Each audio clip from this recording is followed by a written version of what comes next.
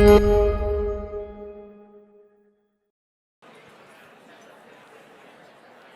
do hope you're enjoying the luncheon service this afternoon.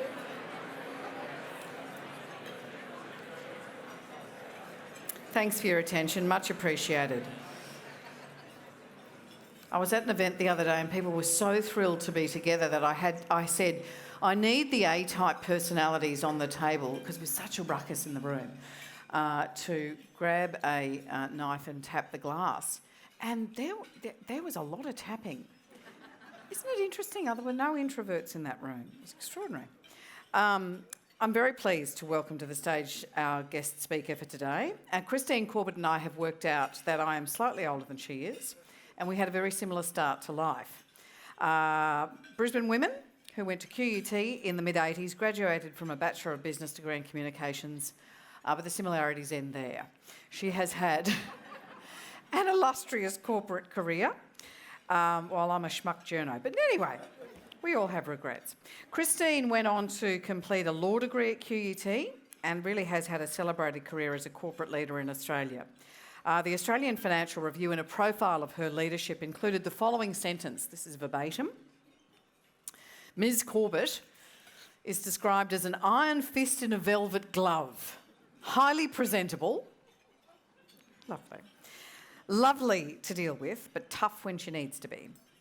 And she has needed to be very tough in recent months. After almost 3 decades at Australia Post, she switched to AGL in 2019, was set to take the CEO role, as you all know, as the leader of AGL Australia, the demerged retail and clean energy arm of one of Australia's oldest energy companies, I think the oldest, but as you'll be aware, that planned demerger was foiled by billionaire climate activist Mike Cannon-Brookes. So Christine has been at the centre of one of the most extraordinary episodes of Australian corporate history. She is a positive, pragmatic and purposeful leader, and she has a very clear sense, I think you'll find, of her values that guide her life and her career, and I think you'll find her an inspiration. Please give her a warm Brisbane welcome, Christine Corbett.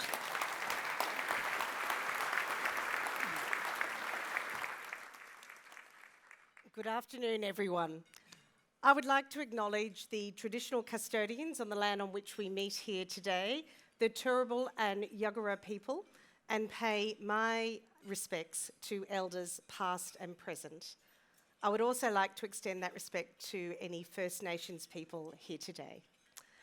Well, thank you, Ellen, and indeed it is an absolute honour to be here today as a QUT alumni twice over, to tell my leadership journey and the experiences and values that have shaped my career, culminating in what would have been, could have been, might have been, but wasn't, an amazing appointment as the CEO-elect of AGL Australia 12 months ago.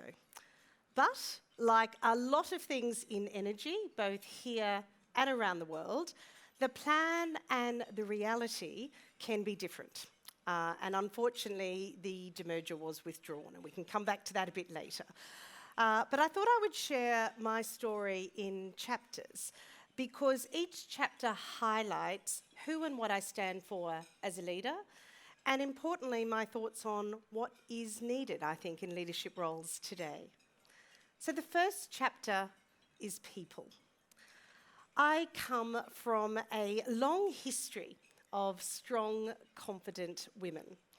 My great-grandmother, Mary Elizabeth Freeman, was involved in the suffragette movement in England and fought for the women's right to vote.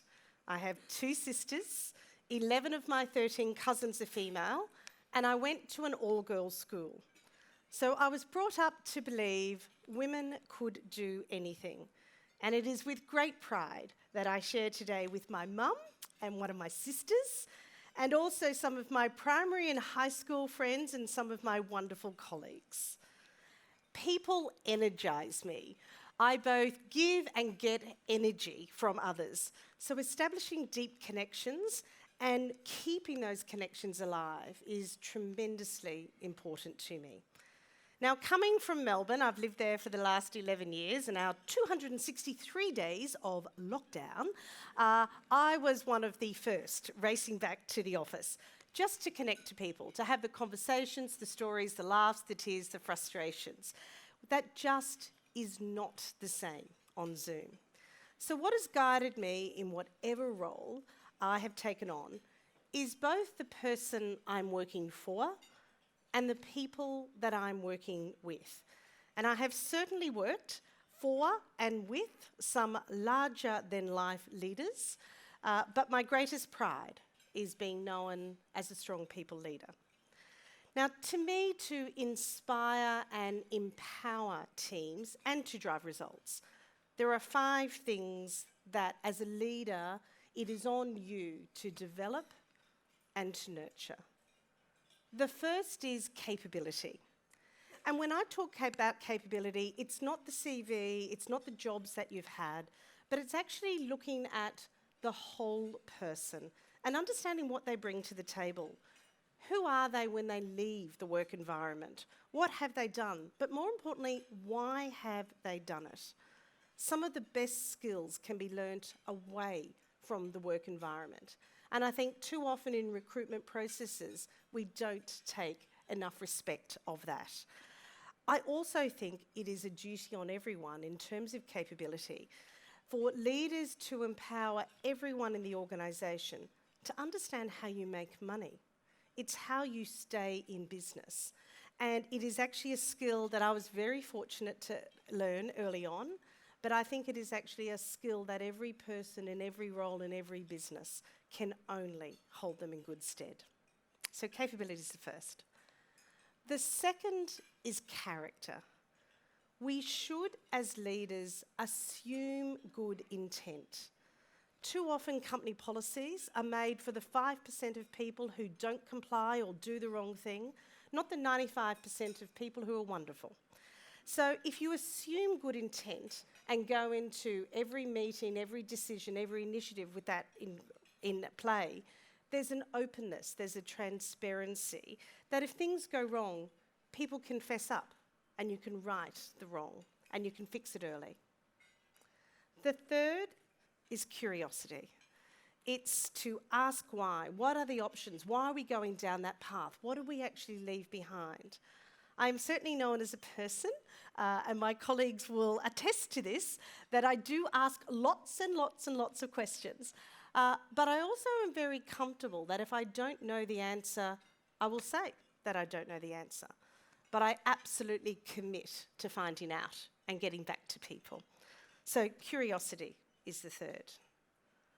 The fourth is, I believe, the most important. The fourth is confidence. And Ellen and I were just having this conversation before. I think it is the greatest gift you can give to yourself and the greatest gift you can give to others. To some, it comes naturally, and others have to really work at it. But again, as leaders and as human and as people, if you can instill confidence in your colleagues, in your team, in your children, again, it is actually something that will enable them to deal with the ups and the downs and the struggles of life. So to support and nurture and encourage confidence, as I said, is the greatest gift of all. And the last is communication. Now again, if you don't communicate well, and it doesn't mean you have to be an amazing communicator, but if you don't tell people what is happening, people will fill the void themselves. I think one of the benefits, I say one of because I can't think of very many being in lockdown, but one was that it did highlight the importance of good communication. All sorts of tools and approaches were used to engage people, to entertain people, to motivate people, and to keep them interested. So they're the 5 things I think are really important in terms of inspiring, developing, and empowering teams. But I come back to this first chapter of people, and you cannot do it without the support of others, be that your family, be that your friends, be that your colleagues. I have a husband and 2 children who have supported me every step of the way. And sometimes it's a run, sometimes it's a walk, sometimes you feel like you're going around in circles. But to have good people around you makes the world of difference. Now, I stand here today with a different speech. I did not expect the events of the last 6 to 7 weeks in energy. I thought I would be standing here today as the CEO of AGL Australia, as the only female CEO appointed to an ASX 100 company in 2021, and I almost got there. It has been a roller coaster over the last 12 months with incredible highs, but to be blunt, it is frustrating, it is disappointing, it is sad, to say the least, that having worked so hard at something with such an incredible team, for it to disappear as you're crossing the finishing line. But I am pragmatic, but I'm also lucky. I am surrounded by amazing people who play many different roles in my life, whether it be my truth tellers, my confidants, my rocks, my cheer squad. It is the connection you have with people that makes all of the difference in how you respond to difficult or different challenges. So find your tribe and don't ever let them go. The second chapter is perspective. So people is my number one leadership value, but having perspective is my second. I believe that it helps you listen to others. It helps you make decisions. It helps give you a balanced view, and it helps keeps you honest. It keeps you humble. Different life perspectives can give you a different take on things, and it allows you to take others' experiences into consideration when you make decisions. Now, how do you get that perspective? Just depends, I think, on the road that you've travelled and the experiences that you have had. Now, when I was a teenager, I had a severe asthma attack that resulted in an ICU admission and being clinically dead on arrival in the emergency unit at Prince Charles Hospital here in Brisbane.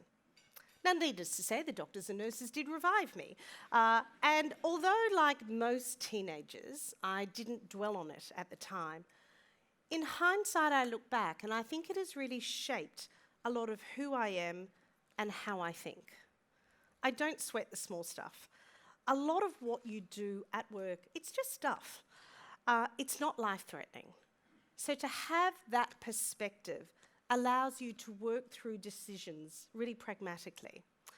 Now, a couple of years ago, my mum doesn't know I'm going to say this, but a couple of years ago, my proud mum wrote to the doctor who saved me that night in 1983, showing my age, to let him know how my life had transpired. And his email reply recalled in step-by-step detail what happened that night 35 years earlier. He said, I had a paralysing drug right there in the resuscitation room in a small fridge. So I asked the staff to draw it up for me while I manually ventilated Christine's lungs. I inserted an intravenous cannula into a peripheral vein. I would have wanted to be a doctor at some stage, hence the words come easily, and administered the drug so that I would then insert an endotracheal breathing tube that would allow me to ventilate her lungs more effectively. The breathing tubes were arranged visibly on the wall in order of size, which was a brilliant arrangement by the nursing team because Christine was in between sizes as a 14-year-old. Now, think of leadership and think of that doctor. Imagine being able to recall that level of details 35 years later. An incredible display of leadership from a doctor in his first year of training, not only in his actions, but in his recognition of others in his team, but also in his compassion and his connection with a patient's family decades later. Perspective is an important aspect of leadership. The third chapter is all about passion. Now, like the majority of high school students, both then and now, I didn't really know what I wanted to do when I left school. I was either going to do nursing to become a matron of a hospital, having grown up watching Young Doctors, or journalism to be a newsreader like Robin Parkin. Back in the day, you could remember Brisbane was as Brisbane as Bruce and Robin. So I always dreamt big. But I found my passion when I studied communications at QUT, majoring in public relations, and every semester break I did work experience for a different organisation, Ansett, Qantas, IBM, Channel 7 and a PR company in Sydney. So we had this amazing opportunity to find clients to do assignments, but amazing opportunity to work in the real world that really prepared you. So toward the end of my third year, one of my lecturers sent me for an interview with a very, very small PR company at Kangaroo Point. I had absolutely no interest in working there, as I wanted to move to Sydney, and I definitely had no interest when I saw that the office was in a house, not a beautiful office building, next to a brothel under Story Bridge. So in a decision I cannot explain to this day, I took the job with Guy, and it was the best decision I ever made. He was my best friend, my boss, my mentor, and at the tender age of 20, I was in charge of building the business from a special events company to a public relations company. I would rock up to the stock exchange at Riverside, seeing what companies were listing, pitching and developing proposals to boards, trying to do their investor relations work, writing the annual reports, and really actually starting to understand cash flows, as every small business needs to do. Whilst some of my other friends from uni were quite literally cutting out newspaper clippings, gluing them onto a piece of paper and faxing them off. So Guy gave me the greatest gift you can give anyone, and that was the gift of confidence. He believed in me as a 20-year-old to build up his business, so I believed in myself. And as I said, I think it is a responsibility on any leader to do that for others. So it was at QUT and with Guy that I found my passion, and it has guided my career choices ever since. The fourth chapter is purpose.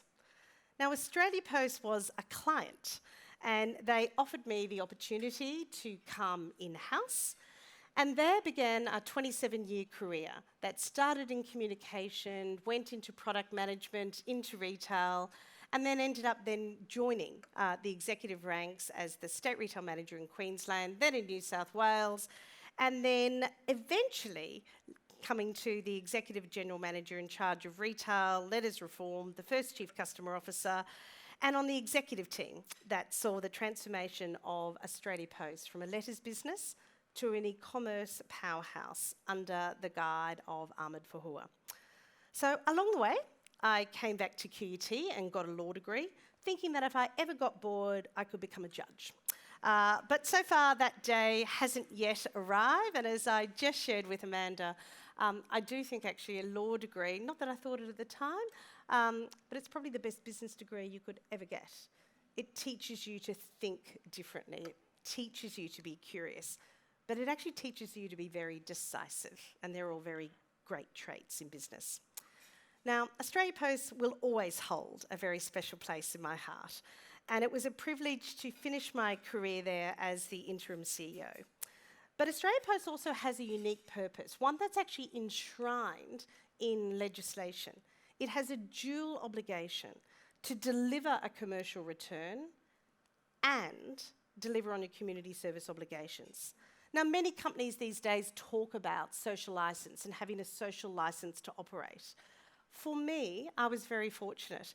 That was actually how I grew up. It was the beauty of managing the and, not the or. It actually means you have to make trade-offs. It actually means you have to be pragmatic. It means you have to compromise. It means that people aren't going to be happy, but it means you have to come up with a solution that people can live with. So is it better to get 2 silver medals or 1 gold medal and everyone else be a loser? And that's the way you think. And when you look at companies and when you actually look at some tough decisions that need to get made, dealing with a variety of stakeholders, managing those expectations and being able to balance things has actually been a really important trait that I've learned along the way. It also held me in good stead when for 10 years, 3 times a year, I attended Senate estimates hearings. And for those that have never had the privilege, you are very fortunate. So I worked with incredible people who were very passionate about the company. It was like your second family. And I was encouraged to apply for the permanent role of CEO. But after 27 years, there was a number of things that stood in my way. One, it was incredibly political at that time, and I actually didn't want that in my life. The second thing was that after 27 years, if I thought I took the role and if I was to be successful, I'd probably retire there. And I knew I'd be disappointed in myself if I didn't actually try for an executive role someplace else. So with more farewells than Johnny Farnham, as my other sister used to say to me, because every other week I went on one, I joined PwC. And again, amazing people. But that gave me the opportunity to explore different industries, different opportunities, global thought leadership, and then began the next chapter in energy. So chapter 5 is about being positive. And I've really had to draw on this deeply in the last few weeks. But I took on the role as Chief Customer Officer at AGL Energy at a time when trust in the industry was at an all-time low. I'd never worked in energy. I'd never worked for an ASX company. But I met the CEO, Brett Redman. I met some of the executive team. I met 2 members of the board. And I knew this was the place for me. I had to present at my first investor meeting with our annual results 5 weeks in, with all of the industry analysts around a boardroom table lunch. So there was no notes, it was just talking. And it was at a time when there was a new regulatory framework had come in around pricing. So you needed to know your stuff. You had no choice. You had to dive straight in and swim, swim, swim. But there was a passion in energy to become customer-centric, to move sort of from this engineering focus to a customer focus, to drive digital transformation. And the 3 pillars of the strategy, growth, transformation and social licence, really resonated with me and my experience at Australia Post. So it was with great pride that I can say that I led an amazing team of people where we delivered in just 3 years 500,000 increases in customer services, a record high net promoter score and positive customer advocacy for the first time in the company history. We had a 66% decrease in customer complaints, and we bought and integrated 6 businesses. And when you think of that, 2.5 years of that was during a pandemic, it was only because of the amazing team, the passion they had, and the fact that they were up for anything, that we could deliver such tremendous results. So there was a real positive momentum in the company, which led to my appointment and announcement as the CEO-elect. And as Ellen said, it was such a privilege to be able to lead the country's oldest utility to help them navigate the transition from coal power to being a green retailer with a significant foothold in renewables, as well as an amazing customer base. It was to be an incredible platform. So as I slightly mentioned earlier, in 2021, there were only 18 women among the CEOs of Australia's largest 300 companies. And out of 23 new CEO appointments last year, only 1 was a woman. So if our demerger was to have proceeded, we did get within 2 weeks and 2 days, we would have had a female chair and a female CEO. So it was with that positivity and optimism that we set about creating a new purpose, a new vision, a new strategy, a new operating model, a new executive team, and climate targets that were ambitious. We were going to have a 50% reduction on emissions by 2030, a commitment to underwriting 3 gigawatt of renewable generation, and be net zero by 2040. But for those that don't know, and I didn't know until we went on this journey, most things in company land require just a majority of 51%. A scheme of arrangement and a demerger requires 75. So it is a big hurdle. But most demergers go through. But with needing 75% approval by shareholders, and with he who shall not be named shareholder entering the register in early May, acquiring an 11.3% stake and campaigning for a no vote, the numbers just weren't there. So the board made the decision to withdraw the demerger on the 30th of May. As I said, 2 weeks and 2 days before the birth date of AGL Australia.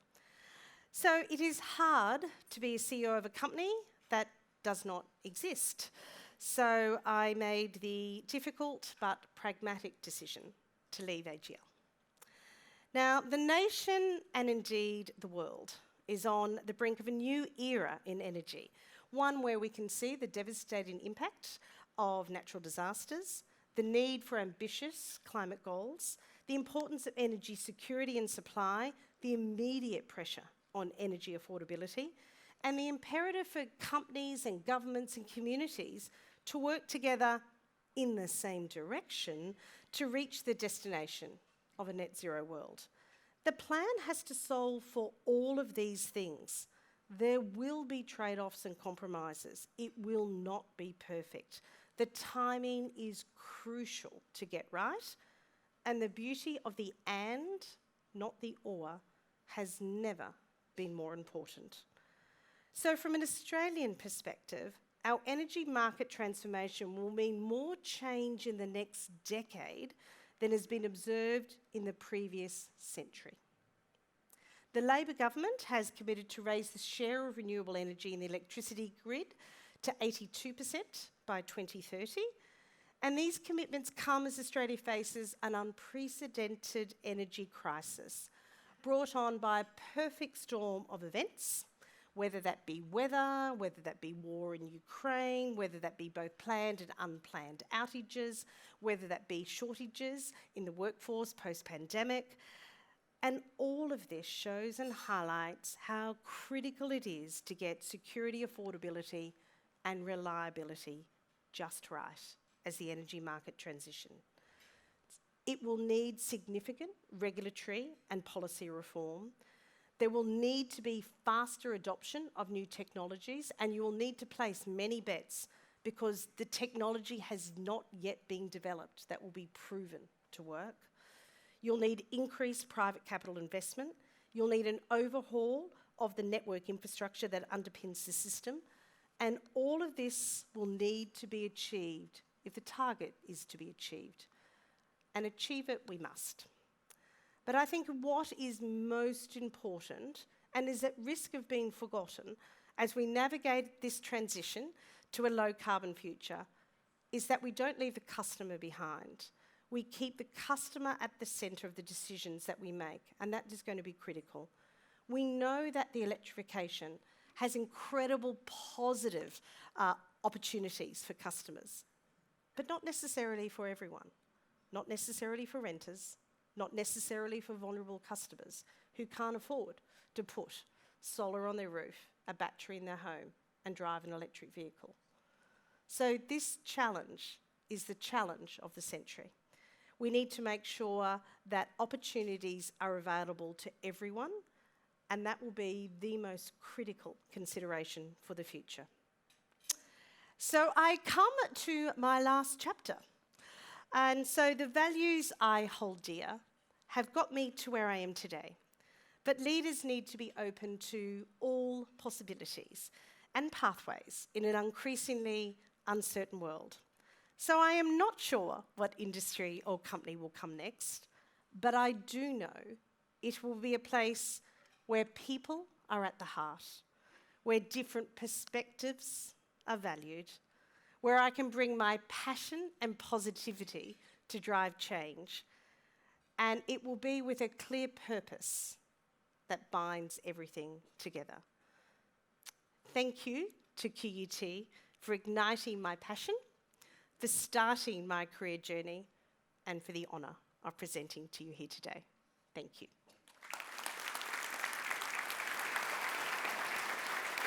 Wonderful. Wonderful, Christine. Thank you very much for that. So it's 1:30 now. I'm very interested to hear questions from the room. We need to finish up at 10 to 2. I'm told 10 minutes for your questions. I reckon there are more. So have a bit of a think. They've got roving mics, will appear at some crucial moment. Let me ask a few questions, then I'll come to your questions. So please have a bit of a think about what you'd like to ask Christine. You spoke a lot about Guy, and you and I spoke earlier about Guy, who was the chap in the house next to the brothel. And I'm interested in what other leaders you've seen, what other leaders you've worked alongside, worked under, and what have you identified from them about the leadership qualities that matter to you? Yeah. So certainly Guy, first and foremost, but the other person was Ahmed Fahur. And what was the trait? And the trait that is common, you couldn't get two more different people than Guy and Ahmed, but the trait was that they trusted you, they empowered you, they both left me alone. So, you know, Guy and Ahmed basically went, this is your role, this is your portfolio. They're here to support if I needed it. But basically, don't expect to see a lot of me. Come to me when you need it. So it was that autonomy and that independence that I thrived on, I loved.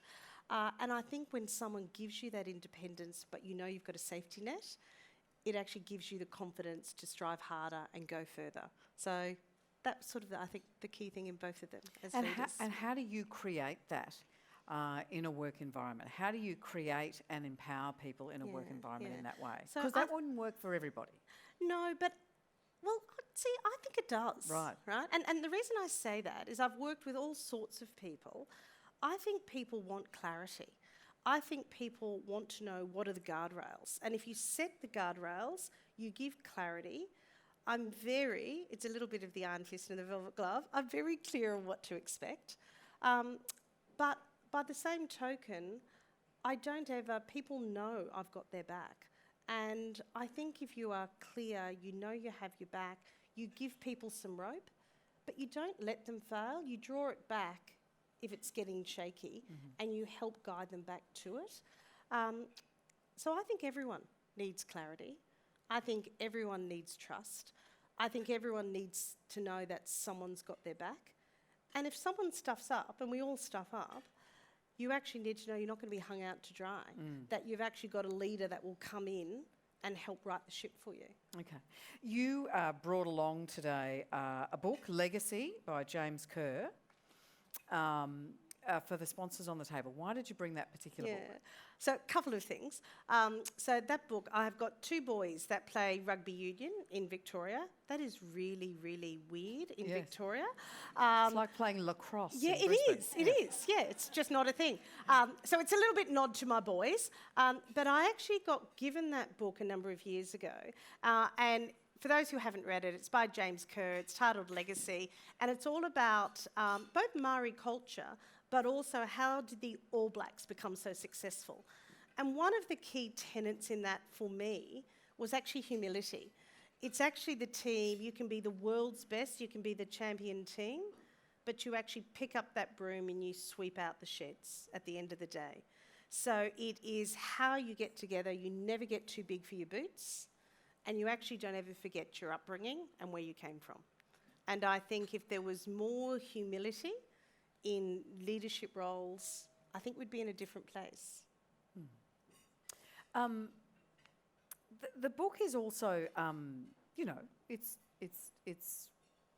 the culture that it's reflecting on is football, and male culture too. Rugby, sorry. And it's one of the things that it says that I think you might be attracted to is no dickheads. Yeah. You've worked in large organisations. Yeah. They're inevitable. And they're everywhere. But you know that, like, just accept it, right? Like, that's it. Like, big organisations reflect communities. And you're going to have amazing people, and you will have people that are less than amazing. And that's just part of life. Like, not everyone is going to be perfect. You're not going to love everyone you work with. I love my team, though. I love you. And they're fantastic. But you will actually come to people that are just not your cup of tea.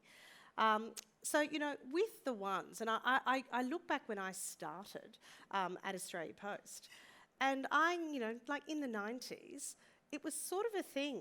I mean, like, completely unacceptable then and now. But it was actually a thing for, you know, delivery centres to invite, I was sort of the writer writing the magazine, into the lunchroom, and they'd deliberately cover the walls with, you know, centrefolds to see if they could get a rise out of me. Like, it's just a thing. And, you know, you'd actually, so again, at the age of, you know, sort of 21, is that all you've got? I've sort of seen it before. I am a female. I know what that looks like. Can we now just get back to the meeting?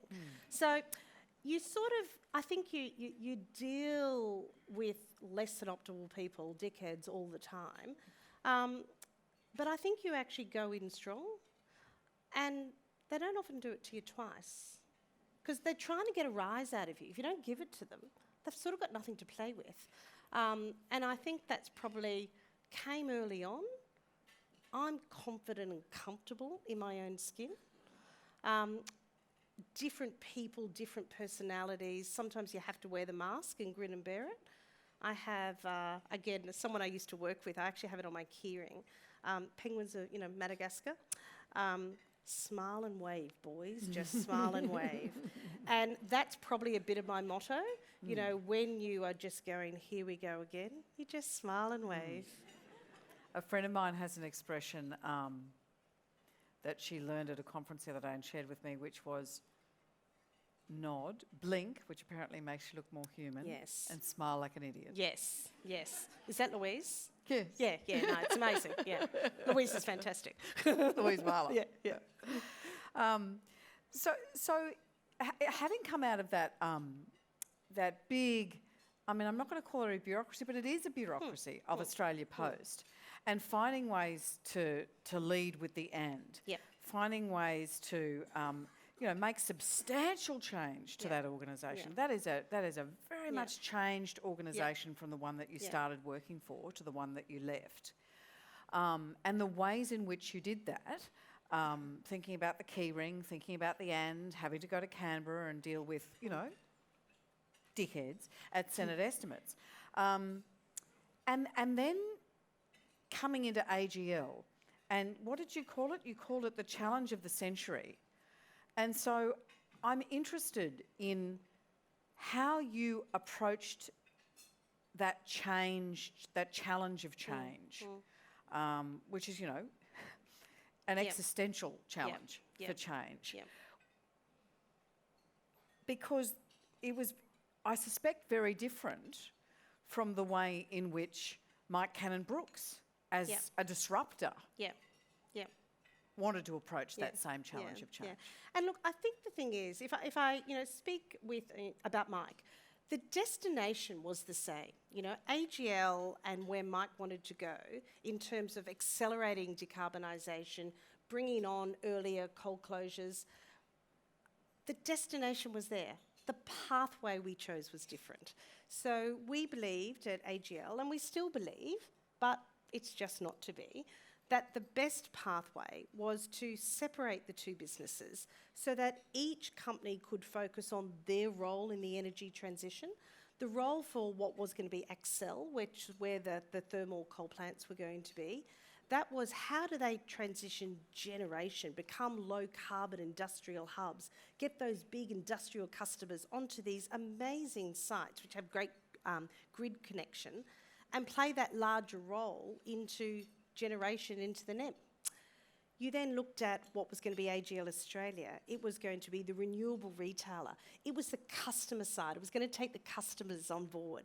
So how do we actually empower our customers? How do we get our customers and all of you to care about energy? How do we actually then get you involved in the process?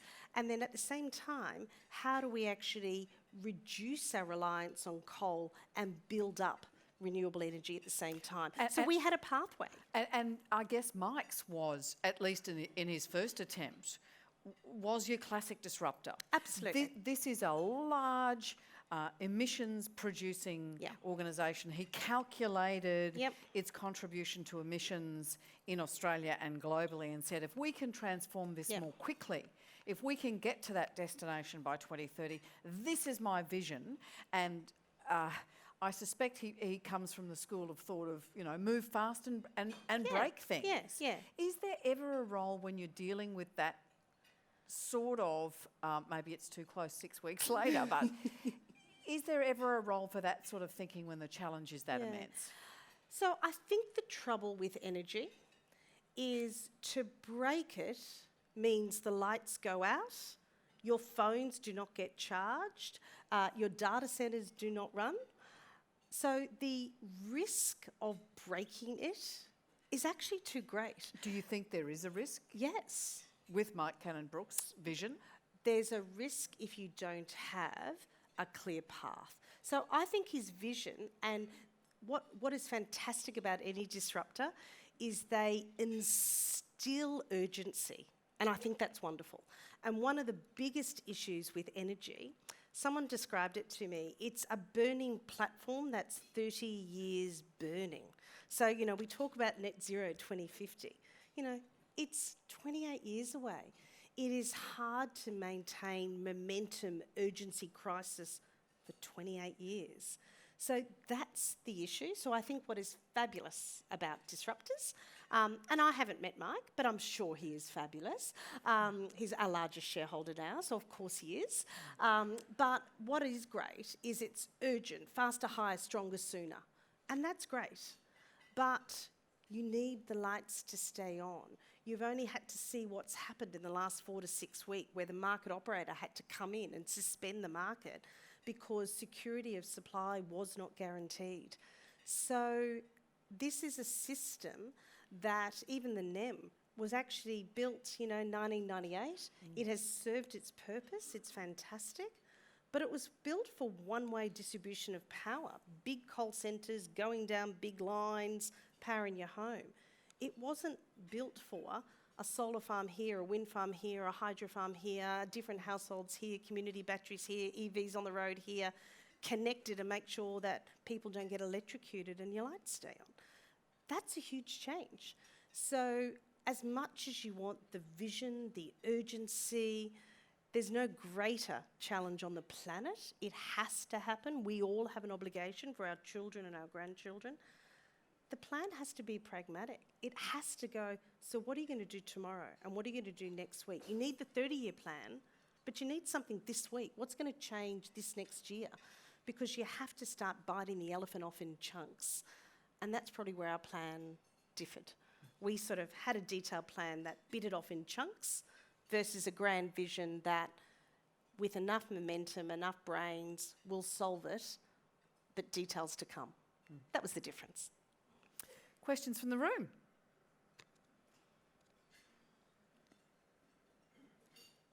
Table 25. We run a mic to table 25 and a mic to table 32. Where are my lovely mic runners? There. Yes. Hi, Christine. Hello. Hello, Ellen. My name's Sasha.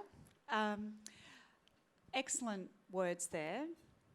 I was just wondering, with your career at Australia Post, did they have that same strategic plan in taking that post business to a full e-commerce business? Yeah. Did they have that vision, or was the sheer nature of e-commerce a massive disruptor?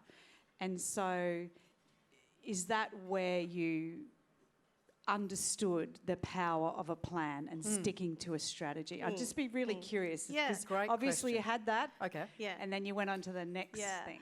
It is a great question. So when we looked at, and again, I think it's similar for energy. I mean, basically, don't throw the baby out with the bathwater. So the plan for Australia Post was 3 things. So we could see e-commerce coming. You've got to remember this was 2010. So online shopping had started, but it certainly wasn't what it was today. So it was really look after the core. It was actually grow into new businesses, and it was actually keep your people engaged. But it was the way we delivered it. We delivered it by starting with growth and excitement, which was the parcels business. How do we transform to letters to parcels to e-commerce? So quite literally in those first couple of years, it was all about, we acquired the other half of Star Trek. We actually then got our posties onto different vehicles. We trained them in different ways. We then started developing different apps in terms of parcel collection and giving you safe drop options. And that was deliberately all about creating excitement and engagement and belief in the future so that people knew what we were growing to. The second part was then letters reform. In having to grow to that, how do you deal with this elephant, which is letters business? Not many people write letters to each other anymore. 97% of letters are actually by business people sending to consumers. If you get a bill in your mail today, you probably don't. It's probably by email. But if you do, you don't expect it to come. But by the time we got to that element, people could see where the future was. So we retrained our posties to be parcel delivery drivers. We retrained our posties to have different bikes so they could carry parcels with them. We retrained our customers to actually care and track and enter details on where things were. So that third element of getting people involved, your employees and your customers, was really important. But that roadmap was both organic and inorganic. It started with the future, but it had a very detailed plan that associated with it. So it's similar to energy. The difference and the challenge with energy is we could see that happening within a 5-year time window. As I said, energy is much longer. There's a gentleman over here, and then we'll come back to the middle of the room. Thank you. Ms. Corbett, thank you very much for your presentation. Pleasure. Inspiring. Thank you. I've left it too late to follow you in that sort of path. My question is, if you look at the Australian energy landscape, we have the AEMO, Yep. we have the AER, Yep. we have the AEMC, Yep. we have the ESB, we have an alphabet soup. And the ESC in Victoria. Yep. Oh yes, thank Yeah, you. another one there, down there. Yep. And we have Matt Keane in New South Wales. Yep. And is Mick de Brenny here today? No, perhaps not. Is this standing in the way of a good organised approach towards modernising our grid?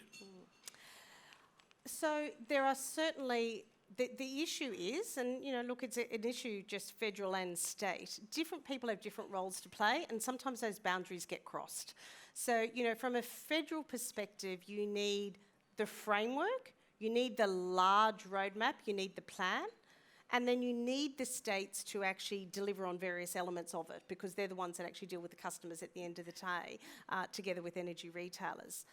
I think part of the issue is there are so many players, and whenever you have a lot of players, roles can become a little crossed and a little blurred, which then leads to different priorities, and it leads to someone coming up with a roadmap here and someone else saying that they cherry pick and they like different pieces of the roadmap. And how much is that an issue with the alphabet soup, and to what extent is that an Yeah. issue of the absence of a really clear, detailed federal plan with the sorts of guardrails that you're talking about? So look, I think, part of it is just the NEM and the grid was designed for a different time. It hadn't foreseen. We've spoken probably for the last 10 years about the rise of battery, about the rise of solar, but it has grown exponentially in the last few years. So if I was to say, what is good about a crisis, right? Because we are in crisis. What is good about a crisis? It literally orientates the mind. It gives you focus. And I think the new Labor government has come in, at a time of energy crisis. They've set clear targets in place. So again, that focuses, that gives a good market signal in terms of where Which investment is is missing, needed, isn't it? which it's good to have, right? It is absolutely good to have. And certainly I think if you're asking companies, be it listed or private, to invest billions, market signals are important. So I think a good market signal now is important. I actually think the pragmatism of actually having different regulators knowing their roles, different parties and different states carving out what is going to be their piece in that roadmap is actually going to be important. But like, make no mistake, this is going to be an investment like nothing that we've ever seen. I mean, I was at a presentation a number of weeks ago, and they're actually estimating potentially up to 5% of GDP will be needed to solve energy in Australia and bring us to net zero by 2050. 5% of GDP every year for the next 28 years. Ooh. Like, it's big. It's big. So we've only just touched the surface. We are out of time, but I'm going to hear this question, and is there another one here? Let's hear this question as quickly as you can, and we'll hear them back to back. Okay. Just talk. Hi. Hi. So you spoke of the leadership trait which most empowered you to be autonomous and that sort of thing. Recognizing the value that different perspectives bring and different personality types, not everyone may thrive in that environment. So I'm curious what you do normally, if anything, to manage people who don't want that level of autonomy. Yeah. Or do you just surround yourself with people with that trait? Yeah. All right, that's great. And then the back of the room, just very, very quickly. You talk about changing AGL from a company that was primarily based on engineering Yes. and to being more customer facing, more client serviced, yet you're speaking with engineers on a day-to-day basis. That would have probably caused some of them to malfunction. So I'm just wondering how you overcame that. Yep. Okay. Perfect. Terrific. Quick as So you can. for the first one, I actually think the best thing you can do in a team is to have people that are like you, but to have people who are completely not like you. Because that brings the diversity of thought to the table. It actually means that you understand, and you cannot stand in someone else's shoes, because like, I'm an extrovert, I'm not an introvert. But I do have introverts around the table, so that it means that the way you deal with different people is you don't expect them to speak at the table, but I'll circle back that afternoon or the next day while they've actually reflected and thought about it and get their contribution there. So I think sometimes it's in a big group, sometimes it's one-on-one, sometimes actually it's the big leader can be too threatening, so you talk to someone else and actually have a colleague come and talk to them. So it's actually sort of recognising and really loving and embracing the difference, but knowing you have to adapt and change your style as a result. And ditto for engineers? Engineers are different. What you've got to, best trait dealing with engineers, or indeed any particular speciality, and pardon if you're an engineer, but you just pander to the ego, and you actually go, as a customer person, I don't really understand all this, but you've got so much wealth of expertise. Can you please explain? People love talking about themselves. People love actually sharing how good they are on certain things. And you actually lean into their knowledge, and they'll sort of take you under their wing and go, oh, the poor thing is the customer girl. She doesn't really understand. Mm-hmm. But you do understand, but you get them to work with you. Yes. Yep. Please underestimate me. All right. We're going to finish this up. You're going to spend the rest of your working life as a CEO, aren't you? I hope so. But Yes. you intend to. That's my intention. That is my intention. I said, I've sort of done it now twice. I was interim at Australia Post, and that gave me, if you like, the thirst for going, I like this. Mm-hmm. I was 12 months as an elect, which was doing it with everything except the formal business card. So I think I'm ready for third time lucky. It's been lovely to get to know you. Thank you so much for sharing your time today, Thank you, Ellen, Christine. and thank you, everyone.